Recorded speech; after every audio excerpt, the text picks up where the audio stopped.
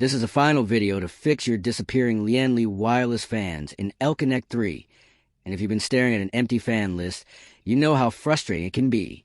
Are your fans suddenly not showing up or refusing to sync? This usually happens because the software loses connection with the fans after updates or small network glitches. And many guides online make it feel like you need a tech degree just to get them back. On Rexish, we found a simple trick that reconnects all your fans in seconds without uninstalling anything or digging through confusing menus. All you need is to reset the hub, make sure the firmware matches the L-Connect version, and re-add the fans in a specific order. This fixes almost every disappearing fan problem instantly.